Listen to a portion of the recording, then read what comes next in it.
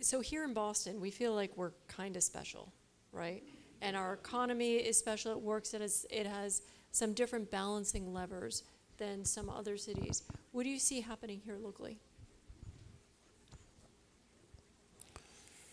So, I think I should be asking you that question rather than you asking me that question. But as Joe and Carl, who I've worked with for years, are well aware, the words "I don't know" don't really exist in my vocabulary. So I'll give you I'll give you an answer. I thought this when I was president of Harvard, and I think it more now. I think we've got the possibility of being the city on earth that when people write books in 2300 or 2500 about this moment, we're the focal city. Nobody's going to remember in 2500 who Donald Trump was. Nobody's going to remember that there was kind of a little battle between Russia and Ukraine. If human life expectancy is extended to 120 and cancer is cured, and we have a fundamental understanding of the biological roots of human behavior, and we no longer have to do surgery, and it seems like a barbarism because we're able to treat things with targeted biological instruments.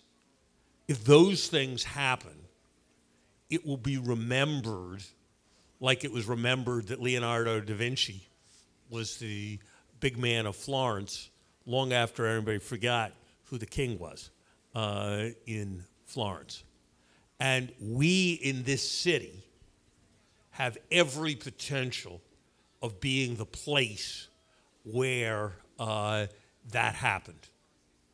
We lost. We probably had a chance in 1977 of being Silicon Valley. We would have been confident in 1977, we would have been confident that we would be Silicon Valley if there was going to be a Silicon Valley. And for some set of reasons, we blew it. We're way ahead in the life sciences. And when people write the history of this period, it's going to be about the fact that the fundamental conceptions of what it is to have life, what it is to be human, is being changed by all that's wrought by CRISPR and mRNA and all of these things. And we are ground zero for all of that. And it's not really going to matter whether we have a recession in 2023 or whether we don't have a recession in 2023. Nobody will remember that by 2052, let alone by 2200. So I think there's phenomenal potential in this place if we can keep it together. Universities need to figure out to collaborate with hospitals. Hospitals need to figure out to collaborate with each other. There needs to be housing that a postdoc researcher can comfortably afford to live in with her family. That housing has to be proximate to public schools where they can feel good about sending their children. There are all kinds of things that have to happen to keep it going, but they're not fundamentally difficult. And there's more genius about the most important thing going here than any place else in the world. And so I think the prospects are potentially very, very bright.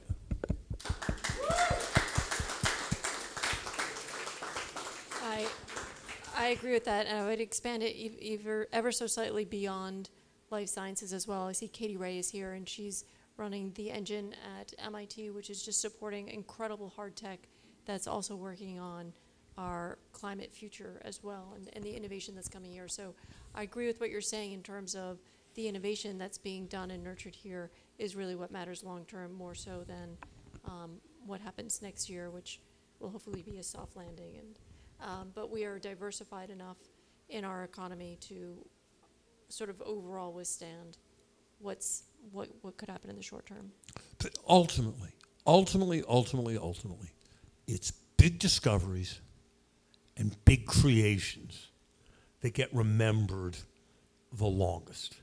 And that's why with our universities, and yes, there's plenty of great things being done in plenty of fields beyond biomedicine, we have just staggering potential in this area if we can make it all work.